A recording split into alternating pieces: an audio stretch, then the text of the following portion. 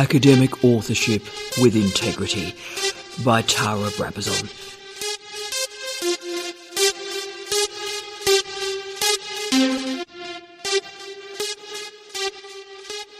Introduction. Integrity for our future. Welcome to this professional development session for higher degree students titled Academic Authorship with Integrity. My name is Tara Brabazon and I'm the Dean of Graduate Studies at Charles Darwin University. This session is developed as a professional development program and each of our 7 sections focuses on a particular topic. It may be the development of skills for note-taking, understanding the difference between paraphrasing and plagiarism, and even exploring what your examiners are looking for when they assess your references. And this program is specifically constructed for you, for our higher degree students. Hello. The goal is that we understand academic authorship, and that we all become an academic author with integrity. You will hear about both academic and research integrity in these sessions, and there's a reason for that, because we live in incredibly tough times, from September 11 to the global financial crisis to Donald Trump, Brexit, climate emergencies, the war in Ukraine, the Freedom Convoy, the occupation of Wellington's Parliament Square, COVID-19 and beyond. Whatever your political view, these events agitated the foundations of our lives, including our research lives. So who are we? What do we stand for? What is the role of research and academic writing in our world today? How do we understand ourselves and others? How do we reconcile arguments and reconcile arguments and research with which we disagree? How do we think, develop, understand and transform? How can we become open to critique and questioning? How do we validate expertise? How do we value knowledge? What is in the public good? Indeed, what is the public good? These are powerful questions for citizens, for scholars, and they are crucial to PhD students as they think about their research and becoming researchers. But in tough times, we need to commit to research, to rigour, to the verification of ideas. In tough times for our universities, in a tough time for scholars, it is the moment to discuss the foundational concepts of learning, research and writing. Together, let's explore authorship, research integrity and academic integrity. Each of the 7 sections that follow is written of a length so that it can accompany you on a commute or during a walk, or you can listen to it on a treadmill during your morning exercise.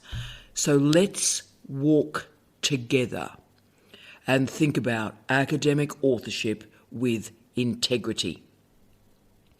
Let's probe the value of academic authorship with integrity for our future and the future of knowledge. Now, this introduction explores just one big word, an important word that is the foundation for authorship, the foundation of integrity, indeed the foundation of learning. And that word is literacy. To paraphrase and change the focus of the late, great Raymond Williams, literacy is one of the 2 or 3 most complex words in the language, because literacy is the act of decoding the world. As we move around our environment, we make meaning in our response to the information provided by our senses. We make sense. We make meaning from this sensory stimulation, and that requires literacies. Put another way, we receive information from what we see, hear, smell, touch and taste. But what do we do with that information? How do we place it into language? How do we evaluate it? How do we encircle this information and make it nest and sit in our current context? Well, that is literacy. Literacy is the basis of academic life. It's the foundation of integrity. It is the base of authorship. It undergirds all our work in this training program. And I think what is interesting is how this provocative and powerful definition of literacy has been reduced in our time to reading and writing. Of course, literacies begin in the family home. We learn about our bodies and how they gather information. Before words, babies cry to convey meaning. They move, they dance. They're learning literacies in rhythm. They gain olfactory and food literacies from what they smell and touch. Through touch, babies learn about hot and cold, safe and dangerous. And growing up is actually growing into literacies. Sadly, we disrespect this incredible knowledge system we gain in the home. And now literacy is located in a hierarchy, and reading and writing are the valued skills. Digital literacies are now becoming a named skill for employment and part of most universities' lists of graduate attributes. Some literacies are taught in formal institutions like schools and universities, and they are often valued over other literacies. So for me, the most important literacy that I believe should be taught overtly is information literacy.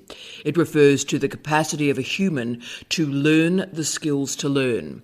This is, of course, the meta-literacy, learning how to find information, but also how to decode it and how to evaluate it, and then move that information and use it for different purposes, but use it for different purposes with integrity and rigour, carrying forward that original context. At its most basic, think about the assessment practices we use in schools and universities. Yes, they're pretty dreadful, lacking diversity, lacking innovation. We become literate in very basic assessment tools. The idea of really challenging students, working through interface management, multimodality, that's pretty well invisible in our universities. Why this is so worrying is think about what is happening in our PhD programs. We are thinking through a diversity lens, not only a diversity of research modes and methodologies, but enabling a diversity of people into our programs. As you can see, information literacy matters a lot. And this is a new way to frame and shape a PhD. Indeed, without information literacy, neither research nor academic integrity can develop. But as we conclude this introduction, it is important to remember that we too often forget literacy development. We may learn reading, writing and note-taking, and then we forget the intellectual scaffolding through which we learn those skills, because they are embedded in our academic lives. We need more reflection and consciousness now. And why?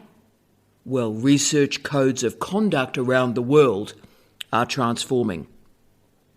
Journal submission practices are transforming. Authorship cannot be assumed.